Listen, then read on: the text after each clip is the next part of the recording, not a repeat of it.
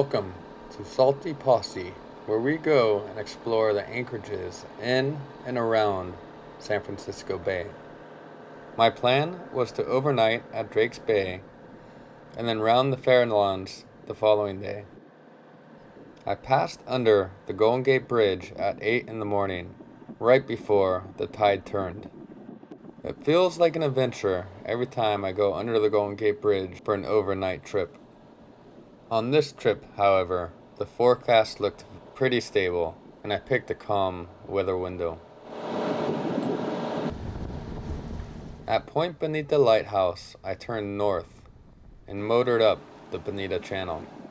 I could feel the tide turning now, and the water was trying to suck me back in, and I pulled on the throttle slightly, giving the boat a little bit more power. Bonita Channel is a small strip of water that separates the Marin coastline with what is colloquially known as the Potato Patch.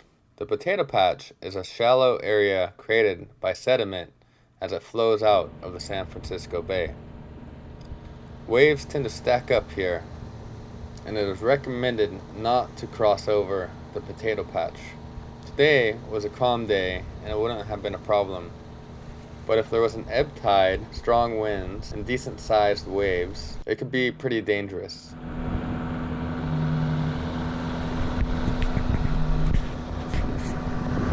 Okay, we have made it around the Potato Patch. Next waypoint is Duxbury Reef, which is up there somewhere. Here you can see the green buoy that marks Duxbury Reef. I saw quite a number of fishing boats out there on Duxbury Reef, so I think there's probably some pretty good fishing to be had. But I was headed for Drake's Bay, still a couple hours north. It wasn't long before the fog started setting in. At one point, I could see Drake's Bay in the distance, and I saw the fog just rolling right through it, and then it surrounded me. But it didn't last, and the fog soon cleared, and I could see the cliffs that mark Drake's Bay. Some people say these are reminiscent of the White Cliffs of Dover, and I guess I could see the similarities. I saw my first whale of the trip right outside Chimney Rock, but it wasn't the last whale I saw. There was many more to come.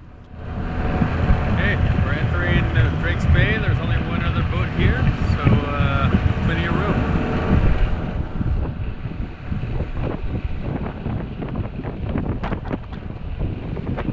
I anchored at the Red X, which is in between the old Coast Guard building and the Coast Guard buoy. When I arrived at Drake's Bay, the only other boat was a famous boat, Moli, the boat that just finished the Figure 8 voyage. Moli and its owner Randall sailed south from San Francisco, around Cape Horn, then around the world in the Southern Ocean, back around Cape Horn, up the east coast of South America and North America, through the Northwest Passage, and then back down to San Francisco. I pulled my dinghy up to his, and then explored Point Reyes.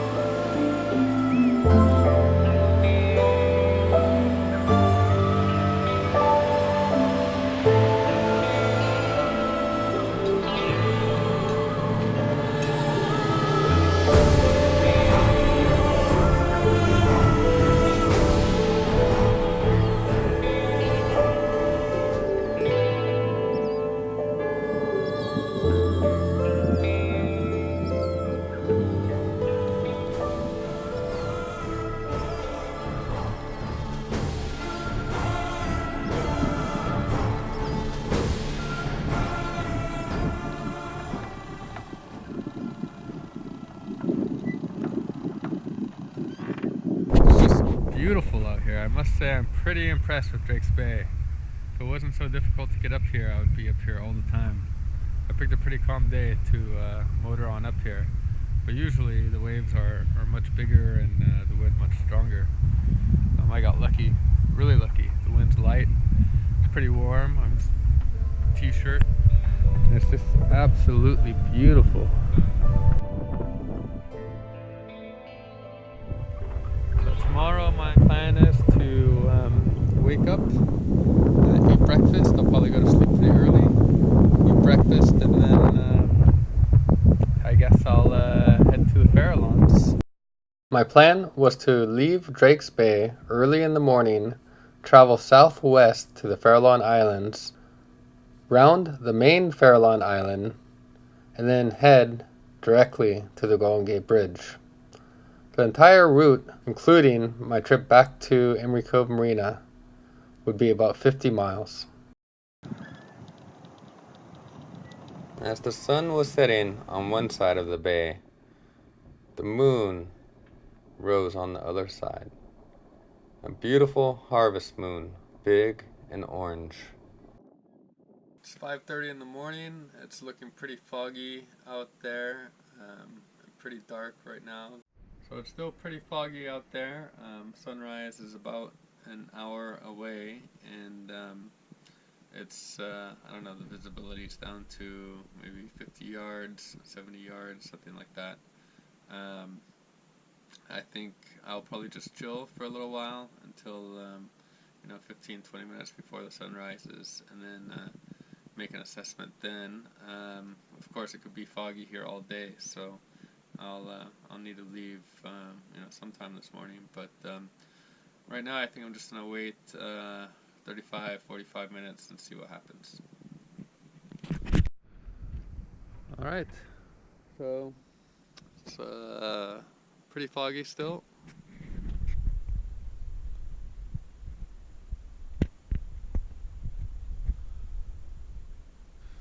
But I'm gonna slowly get ready and head out.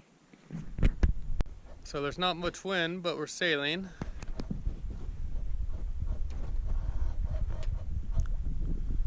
Farallones are up there, you can probably see them.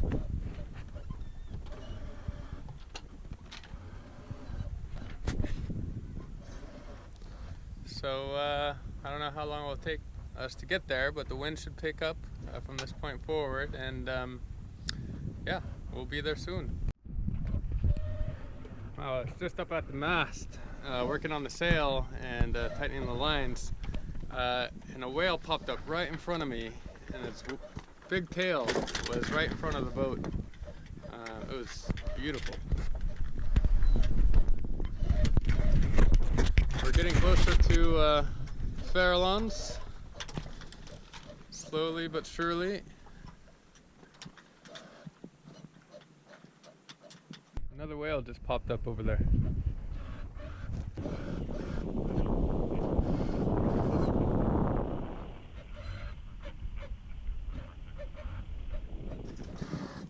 There they are.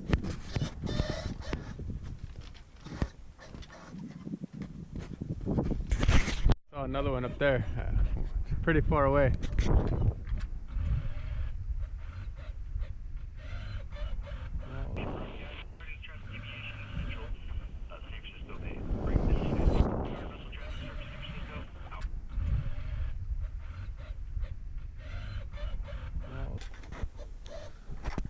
The wind's starting to die, unfortunately.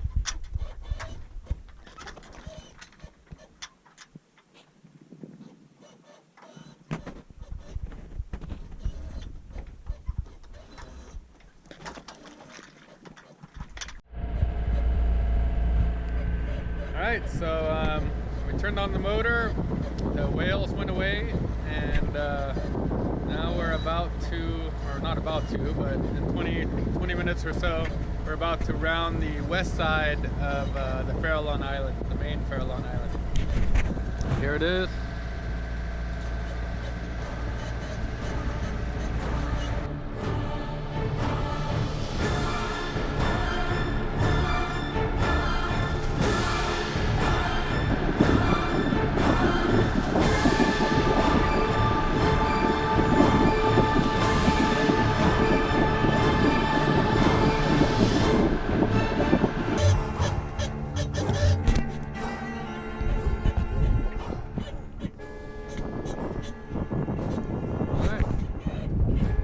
there was enough wind to sail, so turned off the engine.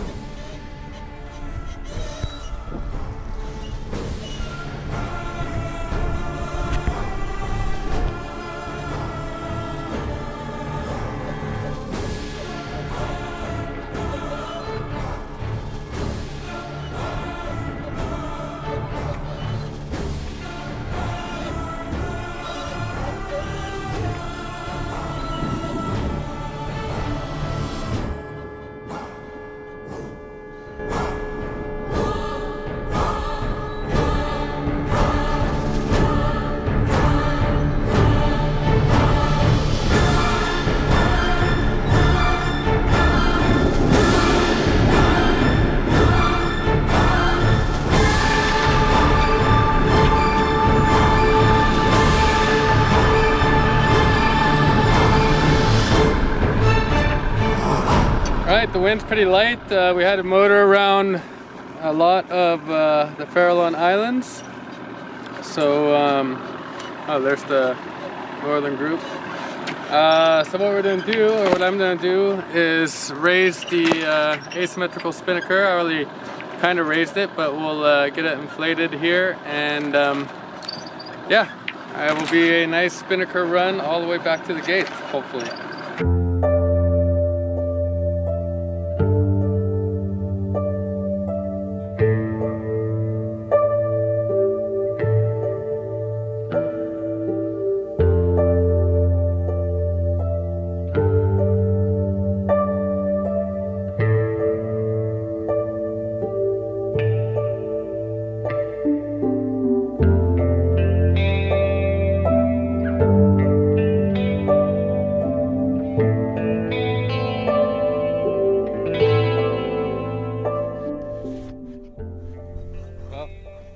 Pretty slow, and there's a huge pod of whales up there, so I'm thinking, there they are.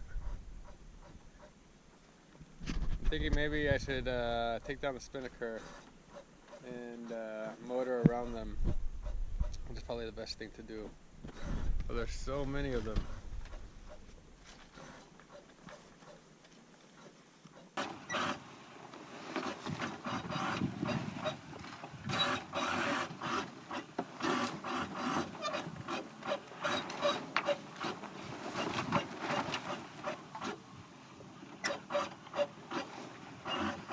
You might not be able to see this in the camera, but I just spotted the Golden Gate Bridge through the fog.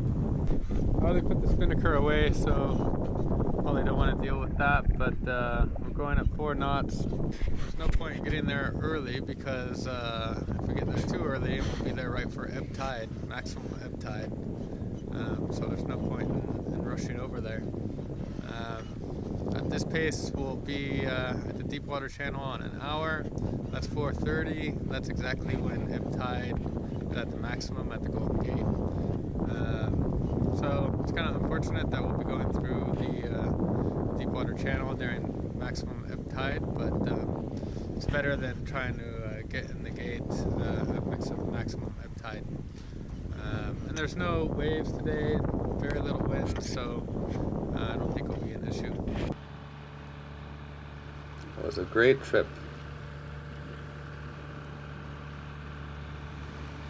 Salty Posse, over and out.